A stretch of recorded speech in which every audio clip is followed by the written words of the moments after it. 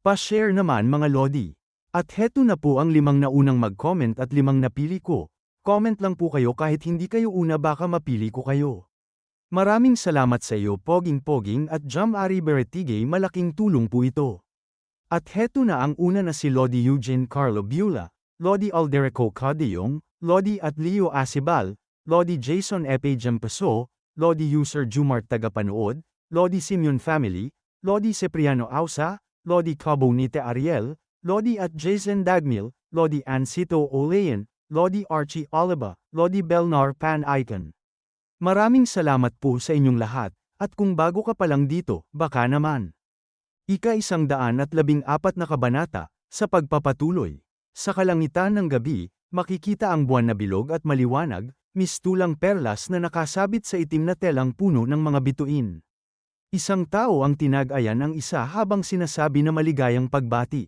May gulat sa mukha si White Rock habang napasabi na ano po. Sinabi pa sa kanya ni Chon Sozon na patay na si Black Rock. Makikita naman ang pagkagulat sa mukha ni White Rock. Tahimik itong nakatingin lamang habang sinasabi sa kanya ni Chon Sozon na ang Northern Dark Unit ay naubos din sa prosesong yun. At makikita na ibinababa nito ang tasa ng alak.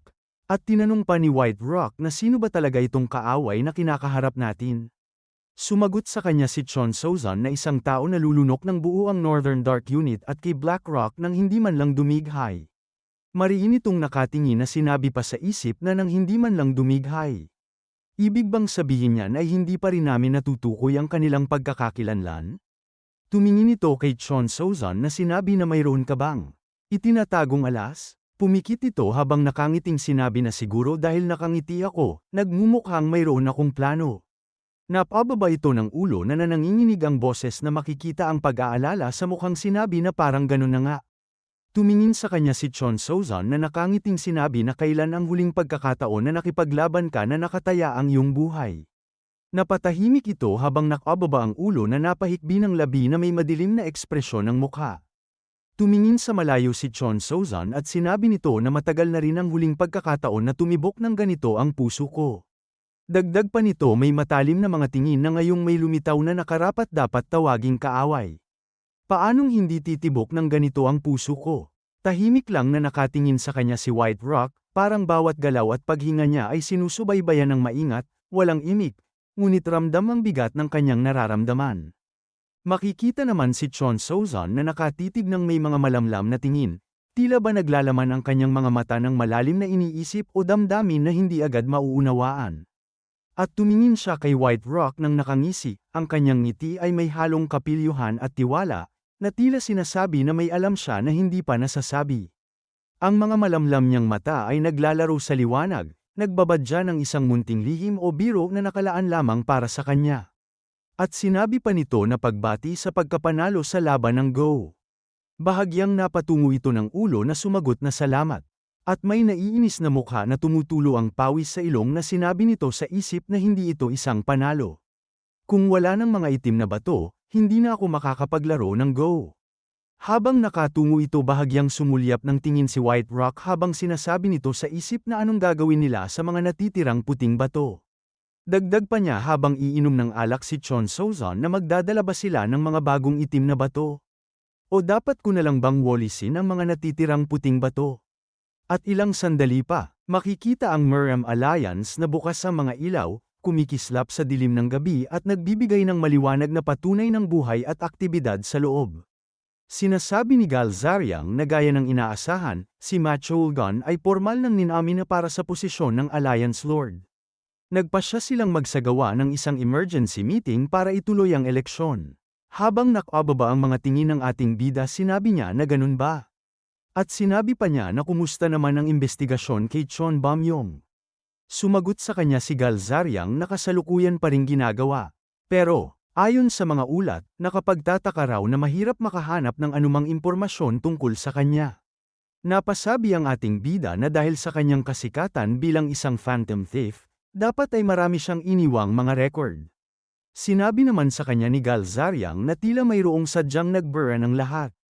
Sa narinig ng ating bida, napaisip naman siya. At napahawak sa kanyang baba, habang iniikot sa isip ang posibilidad na may mas malalim na dahilan sa likod ng pagkawala ng lahat ng record. At naiisip niya ito na sinabi pa niya na kung ganoon nga, maaaring may koneksyon ito kay Chon Soo-sun. Pareho sila ng apelyido, kaya hindi ko pwedeng baliwalain ang posibilidad na magkamag-anak sila. Mariin ang kanyang mga tingin na sinabi pa niya sa isip na kung mayroon ngang koneksyon. Anong ugnayan mayroon ng isang magnanakaw mula sa nakaraang henerasyon sa muling pagkabuhay ng demonic cult? Bakit gustong-gusto nilang gawing Alliance Lord si Ma Chul-gon? Tahimik naman na nakatingin sa kanya si Galzariang habang malalim ang kanyang pag-iisip. Napatingin siya dito nang sabihin na Young Master, bakit hindi mo gamitin ang pagkakataong ito para magpahinga muna? Dagdag pa ni Galzariang sa kanya na base sa kanilang mga ikinikilos sa ngayon. Desidido silang gawing Alliance Lord si Ma Chul-gon.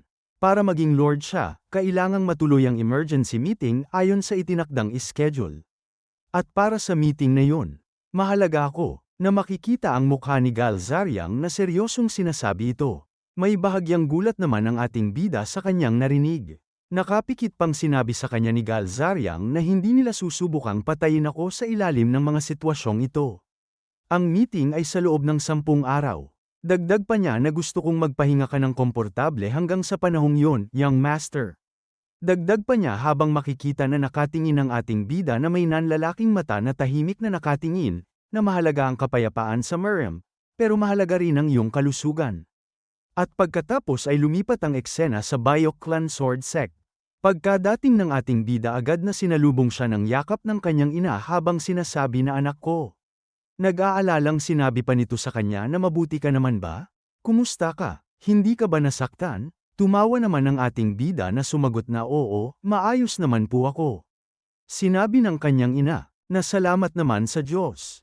Masaya ako. Mula naman sa likod masayang sinabi naman ng kanyang ama na maligayang pagbabalik. At pagkatapos, makikita ang isang tao na nagsasanay ng espada, bawat galaw ay maingat at puno ng disiplina. Ang tunog ng bakal na humahampas sa hangin ay umaalingaw sa paligid. Ito pala ay si Guangtou, na may seryosong mukha habang nagsasanay ng espada.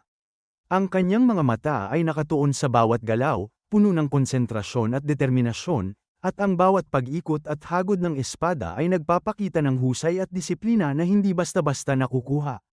Mula sa kanyang likod, hindi niya napapansin ang ating bida na tahimik lamang siyang pinagmamasdan. Walang ingay, walang galaw, tila isang anino na nagmamasid sa bawat hakbang at bawat hampas ng espada ni Guangtou. At napasabi siya sa kanyang isip na malaki na rin ang itinaas ng antas niya. Habang pinagmamasdan si Guangtou, ramdam niya ang pagbabago sa lakas at galing nito. Ang bawat galaw ay mas tiyak, mas mabilis, at puno ng kontrol na hindi dati nakikita. Para bang bawat sandali ng pagsasanay ay nag-ambag sa paglago niya. At ilang sandali pa, tumigil siya sa pagsasanay at pinayapa ang kanyang sarili, malalim na huminga habang iniikot ang isip at katawan sa katahimikan. At ilang sandali pa, napansin niya ang ating bida. Ang kanyang mga mata ay biglang tumingin ng diretso, may halo ng pagkaalerto at kuryusidad sa ekspresyon at nang makita siya agad, napasigaw siya, Young Master. Ang tinig niya ay puno ng sorpresa at bahagyang galit.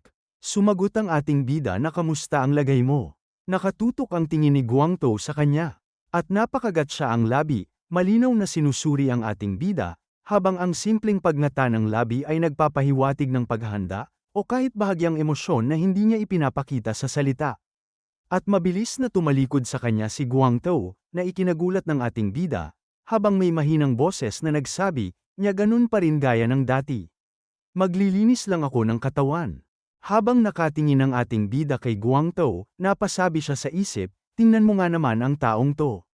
Nagpapakul na naman ngayon, hindi ba? Ang simpleng pag-iisip na yun ay nagdala ng bahagyang ngiti sa kanyang mukha, halo ng pagkaaliw at kaunting paghanga sa estilo ni Guangtou. At bamaling din ang ating bida, habang may mahinang tinig na sinabi na sige na, magpahinga ka na muna. Makikita naman si Guangtou na napataas ng balikat, na agad napatigil sa paglalakad. Napahinga ang ating bida, ngunit agad siyang napangiti nang biglang sumigaw si Guangtou, hindi ba't sumusobra ka na? Ang tinig nito, puno ng pagkabigla at bahagyang pagkainis, ay hindi naman nakakasakit, sa halip, nagbigay ito ng kaunting aliw at saya sa sandaling iyon. Lumingon ang ating bida kay Guangtou at tinanong ng may halong pagka-curious at kaunting aliw, anong sobra? Naiinis na sinagot siya ni Guangtou, kung pinag-alala mo ang isang tao ng ganito katindi, dapat ay matuto kang magtiis sa kaunting pagtatampo. Ang boses niya, may halo ng seryosong tono at bahagyang inis, ay nagpakita ng kanyang prinsipyo at diretsyong pananaw sa sitwasyon. Napapikit naman ang ating bida at pang-aasar pang sinabi sa kanya, na akala ko kasi ay kinalimutan mo na ako. Seryosong sinabi sa kanya ni Guangtou na linya ko dapat yan. Ano ba ang napakahalagang bagay na yan at hindi ka man lang nagparamdam? Nakangiting sinagot siya ng ating bida na patawad. Simula ngayon, hindi na tayo maghihiwalay. Nang maringi iyon ni Guangtou masaya siyang napatingin sa ating bida. At ilang sandali pa makikita ang pag-aalala nito sa mukha na nakasimangot. At tinanong niya ang ating bida na ano ba ang eksaktong ginagawa mo nitong mga nakaraan. Tumugon ang ating bida sa kanya habang nakapikit at nakakrus ang kamay sa katawan na sa totoo lang. Sinabi pa niya habang makikita ang mukha na nakapikit na napigilan ko ang pagpaslang sa Alliance Lord at iniligtas ko ang buhay ng Grand Strategist. At kailangan ko ring makisali sa pagpili ng bagong Lord. Hindi pa kasama dyan ang pakikipaglaban sa muling nabuhay na demonic cult. Dagdag pa ng ating bida habang makikita na namumutla si Guangtou sa kanyang narinig na panatag na ang loob ko ngayon dahil sasamahan mo na ako. Tumingin ang ating bida sa kanya at sinabi pa na nakakatawa talaga ang mga ugnayan ng tao. Pinagpapawisan naman si Guangtou na napahawak sa babang na pangisi na sinabi na kapag laging magkasama, nakakalimutan niyo kung gaano kahalaga ang isa't isa. Kailangan niyo ring magkalayo paminsan-minsan para mas lumalim ang inyong samahan at mas maging mabuti sa isa't isa. Napangiti naman ng tahimik ang ating bida habang nakatingin kay Guangtou, isang ngiti na hindi malakas pero puno ng init at kaunting kasiyahan. At naiisip niya ito na sinabi pa sa isip na biro lang yung sinabi kong magsasama tayo. Balak ko munang iwanan si Guangdu sa bahay sa ngayon. May galing si Guanhui mula sa Small Sword Squad, pero bata pa siya. Dagdag pa niya sa isip habang nakatingin kay Guangdu na malaking tulong sa kanya si Guangdu. Tsaka, kailangan si Guangdu rito para sa kaligtasan ng gate. At lumipat ang eksena sa Song Clan, kung saan makikita si Song Hualin na tahimik na nagsusuklay ng kanyang buhok. At napatingin siya sa gilid ng may dumating na tagasunod, tila may hinatid na mensahe para sa kanya. Ang kilos ng tagasunod ay maingat at magalang. At nang marinig yun, bahagya siyang natulala sa galit. Ang kanyang mga mata ay bahagyang lumiwanag, at ang maliliit na ngiti sa kanyang mukha ay nagpapakita ng biglang tuwa na hindi niya lubos may salaysay sa salita.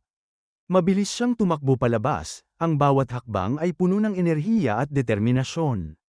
Ang hangin ay humahaplos sa kanyang mukha, at ramdam ang bilis at kasabikan sa kanyang kilos.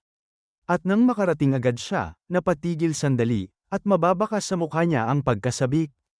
Ang mga mata niya ay kumikislap, puno ng enerhiya at kasabikan, habang ang kaunting ngiti sa kanyang labi ay nagpapakita ng tuwa at anticipation. At nakangiting sinabi ng ating bida sa kanya, nandito ka na. Ang ngiti niya ay banayad ngunit puno ng kasabikan, na nagpapakita ng kagalakan sa pagkakita sa taong hinihintay. At makikita silang dalawa na tahimik na nagkatinginan, ang bawat tingin ay puno ng di nakikitang emosyon at damdamin na hindi kailangan ng salita. At dito na po nagtatapos ang ika-114 na kabanata.